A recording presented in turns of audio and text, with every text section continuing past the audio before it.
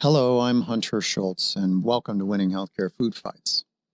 COVID-19 is devastating independent primary care docs in the old obsolete system. Their practices are closing in alarming numbers. Some close their doors for the last time, feeling like failures. All of them have profound questions about the right next step. Maybe those rebellious direct primary care docs aren't so crazy. On this episode, we'll hear from a few more DPC docs, plus the executive director of the DPC Alliance. They're offering some encouragement, hope, and a direct path forward, starting right now.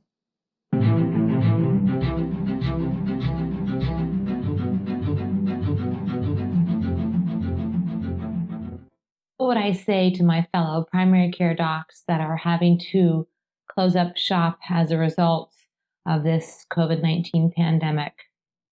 It's not you. You still have so much to give.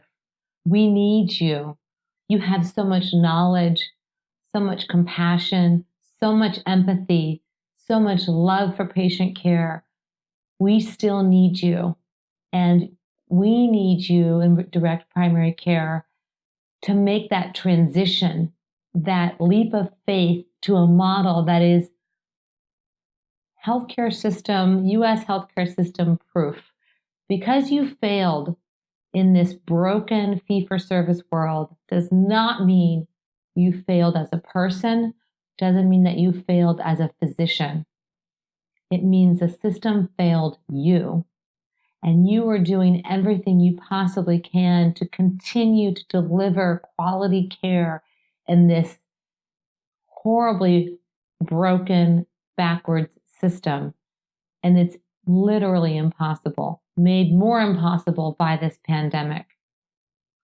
We need you. We need you to make the switch to direct primary care, a system that actually places a consistent value on primary care and the relationships between doctor and patient, which is where the center and heart of healthcare belongs. We need you.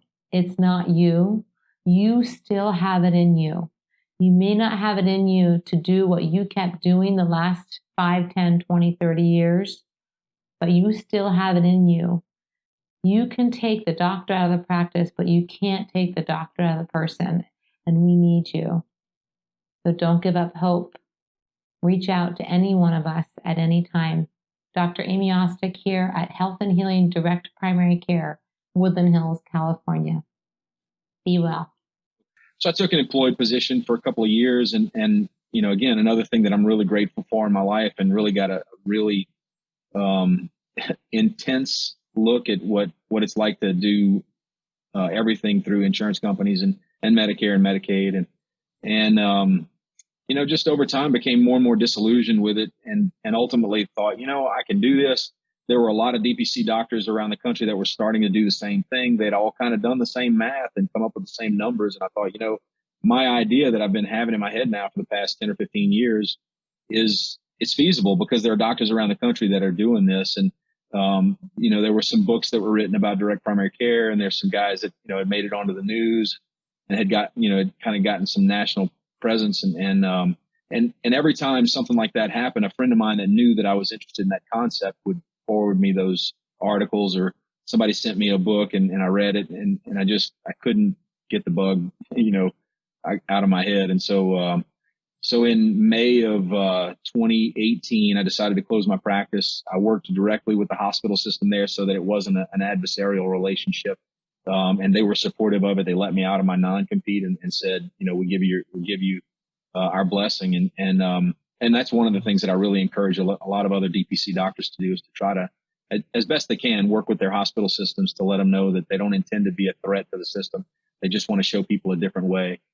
It's a frustrating time for a lot of physicians. So a lot of them are looking for inspiration, and it's doctors like you that are providing it. Anybody who's looking at me should know that I'm following someone else. I'm standing on somebody else's shoulders. And so sure. I'm always going to be grateful to those guys. So we are seeing an uptick in interest in the direct primary care model. And And a lot of it goes to, like you said, just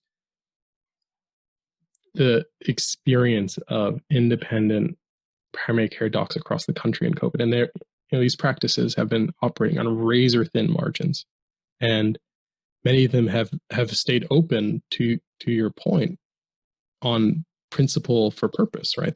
They are there embedded in their communities rather than being siloed to, the near site facility or working effectively on campus to a hospital. So the employing system could get paid more. And they've really resisted integrating with the healthcare system or selling their practice. And now COVID just comes and train wrecks the entire business model for independent primary care in the fee-for-service model. So we are seeing an uptick in interest in direct primary care. And I think one of the things that we're seeing is a change in perception, right? So the Direct Primary Care Alliance and the various other entities and organizations that work to promote the direct primary care movement and membership-based medicine in general have a ton of work to do when it comes to educating the lay physician. Because most docs, like most human beings, and certainly most Americans, they prefer to keep their head down, do their work on a daily basis, and then just focus on their personal life. And they don't really pay attention to what's going on a national level when it comes to like interorganizational politics and the AAFP or the American College of Physicians. Like, who cares about that stuff? But those who do, they really care. And historically, there has been this mistaken perception that direct primary care is elitist and it is only serves the rich and the entitled in society, which is just way off mark. But it's hard to overcome this perception. And what we're seeing is a lot of practices go under, being like, well, maybe I should cut these DPC docs a little bit of slack, because they're still serving patients, they're still helping patients. And at the end of the day, if you're in fee for service and your practice closes, you may have thought that you were doing the best possible care possible, and maybe you were. I mean, maybe you were literally the best doctor in your entire community. But it doesn't matter how good of a doctor you are if your practice is closed. Like, you're not serving your patients anymore. By definition, you don't have a business, you don't have a practice, and those patients don't have a doctor anymore. And so there is a shifting perception in like how direct primary care can play to serve patient communities and meet the interest of patients of every type, right? We're talking every socioeconomic category, every racial category, any way you want to dice up the numbers, there are DPC docs serving patients. Yeah. Those are some terrific words of encouragement from some terrific docs and Joe Grundy. I've included some links in the description below. Your comments are welcome. Please do share this with doctors you may think need a little lift and perhaps some ideas of what now. As always, stay healthy, wash your hands a lot, and there you are.